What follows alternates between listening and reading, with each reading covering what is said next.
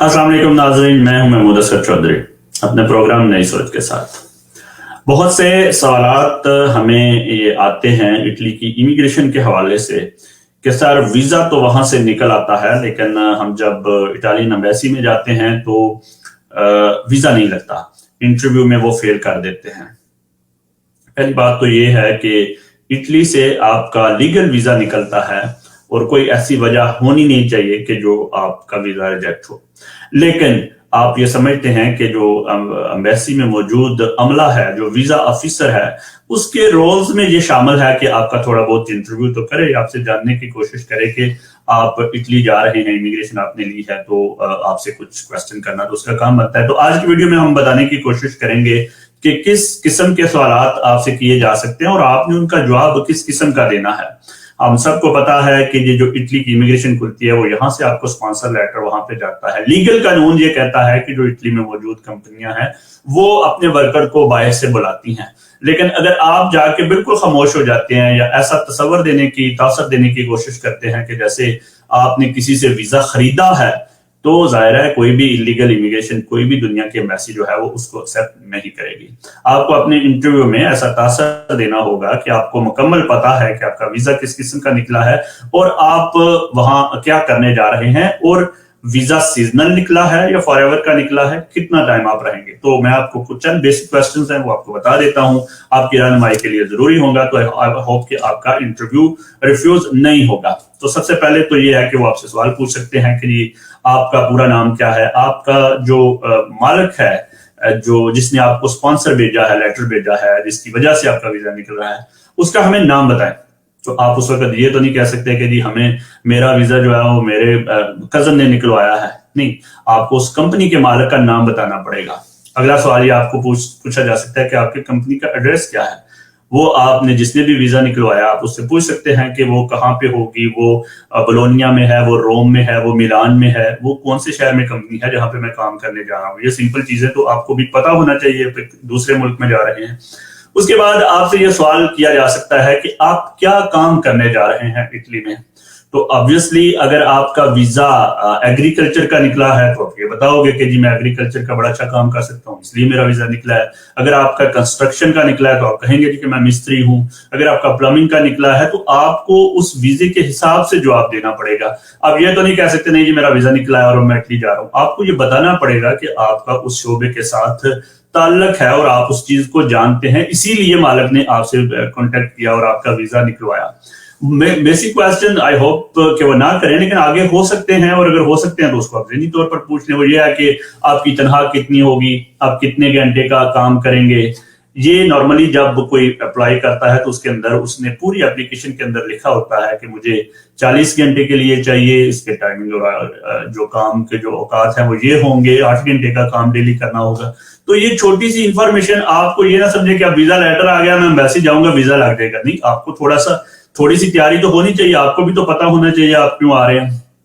उसके बाद आपसे ये सवाल किया जा सकता है कि जो आप रहेंगे कहाँ पर, आपको मालिक अपने घर में रखेगा या आपने अपना जो है वो वहां पे बंदोबस्त किया हुआ है खाने पीने का या रहने का। तो बहुत से जो मालिक अप्लाई करते हैं उन्होंने ये भी लिखा होता है कि वही आपको सब कुछ प्रोवाइड करेंगे। लेकिन अगर आप इसके बारे में भी आप इंफॉर्मेशन तसल्ली बख्श जवाब दे सकें तो आप कह सकते हैं कि जी मैं मतलब अपना इंतजाम खुद कर लूंगा और मैं जो है वो अपने खाने पीने का और रहने का कर लूंगा, मुझे तो बेसिकली काम चाहिए और वो मुझे काम यहाँ पर कर रहा है। इसके साथ साथ आपसे जो अगला सवाल है जिस पर आप बिल्कुल आपने खामोश नहीं होना, वो आपसे सवाल होगा कि जी आपको इटालियन लैंग्वेज आती है या नहीं आती है। तो आप कहोगे कि मुझे इटालियन लैंग्वेज नहीं आती, तो वो फिर आपको कहेगा कि आप कैसे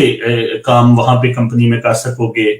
जहां की आपको लैंग्वेज ही नहीं आती, आप आपस में कम्युनिकेट कैसे कर सकोगे। तो आप कह सकते हैं कि जी बिल्कुल वहां पे और मेरे बहुत से दोस्त हैं जो उस फैक्ट्री में या उस जगह पे काम कर रहे हैं। दोस्त ना भी कहें, आप ये कह सकते हैं कि मुझे पता चला है कि उसके वर्कर हैं कुछ पाकिस्तानी हैं जो ऑलरेडी ये लैंग्वेज इस्तेमाल कर रहे हैं, तो शुरू में वो मेरी मदद करेंगे, लेकिन आप साथ में ये जरूर कहें कि मैंने पहले से ही इटालियन लैंग्वेज जो है उसकी बुक्स वगैरह घर में मंगवा ली और मैंने सीखना शुरू कर दिया है और मेरे ख्याल में मैं छोटे मोटे लफ्ज कम्युनिकेट कर सकूंगा उनके साथ। उसके बाद आपसे ये सवाल किया जा सकता है कि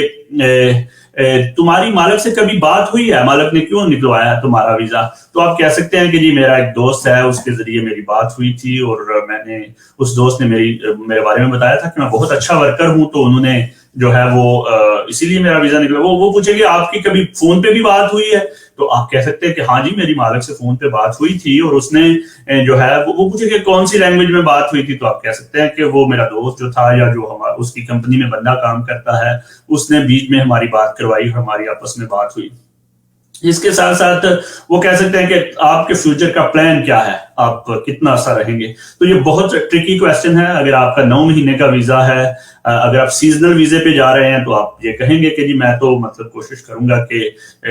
جب بھی میرا ویزا ختم ہوگا تو میں واپس آ جاؤں گا, کیونکہ مجھے پتا ہے یہ سیزنل ورک ہے. اگر آپ کا مستقل ویزا ہے تو آپ کہہ سکتے ہیں جی کہ میرا پلان یہی ہے کہ میں اٹلی میں رہوں گا, وہاں پہ جاب کروں گا, اور میں وہاں کی لینگویج سیکھوں گا, اور سارا جو ہے وہ اس کے بعد میں اس کلچر کو سمجھنے کی کوشش کروں گا. بہت ٹرکی کویسچن وہ آپ کو کہتے ہیں کہ جی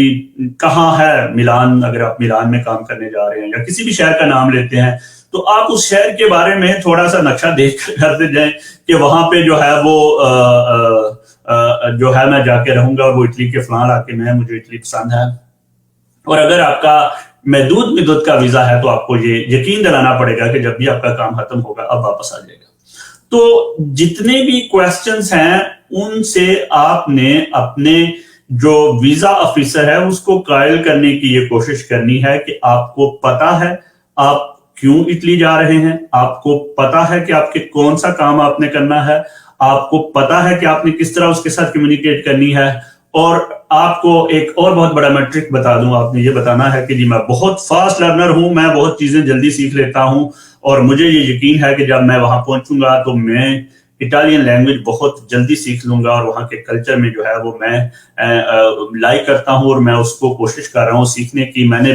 گوگلز پہ سرچ کرنی شروع کر دی ہے, میں اس کے بارے میں ساری انفارمیشن لے رہا ہوں, وہاں کے لوگوں کی ویلیوز کیا ہیں اور وہاں کے لوگوں کا رہن سہن کیسا ہے. تو obviously اگر آپ اس طرح لوگوں کو اپنے ویزا آفیسر کو قائل کریں گے کہ آپ وہ نہیں ہیں کہ کسی نے آپ کو کوئی چیز بیچ دیا اور وہ آپ نے خرید لیا, بلکہ آپ نے یہ شو کرنا ہے کہ آپ واقعی ہی ایک ورکر ہیں جو اٹلی کی تعمیر و ترقی کے لیے مددگار بننے کے لیے جا رہے ہیں, اور وہاں کی اکانومی کو بہتر کریں گے اور اپنی حالت بھی بہتر کریں گے. تو یہ سب کچھ ٹرکی کویسچن ہیں, ان پر اگر آپ غور کریں تو میرا نہیں خیال کہ کوئی بھی ویزا آفیسر آپ کو انٹرویو میں فیل کر دے گا. انٹرویو میں ہم فیل کیوں ہوتے ہیں؟ جب وہ جاتا ہے کہ جی ہاں جی آپ کیوں اٹلی جا رہے ہیں, کس نے ویزا نکلوایا, اور آپ یا تو خاموش ہو جاتے ہیں یا پھر آپ سچ بتا دیتے ہیں کہ جی اتنے پیسے لیے ہیں اور اتنا یہ وہ ہوا ہے. تو اس طرح تو کوئی بھی جو ملک کی ایمبیسی ہے وہ اس طرح کے ویزے تو جاری نہیں کرتی کہ جس میں ان کو پتہ چل جائے کہ کوئی انلیگل امیگریشن ہو رہی ہے یا پیچھے کوئی دھندا چل رہا ہے جس کی وجہ پہ لوگ یہاں پہ جا رہے ہیں. تو یہ ٹرکی کویسچن ہر انٹرویو کے لیے آپ تیار رکھیں, تو انشاءاللہ آپ کو کامیابی ہوگی. دعاؤں میں یاد رکھیے. آئندہ پھر کسی ویڈیو میں. اللہ حافظ.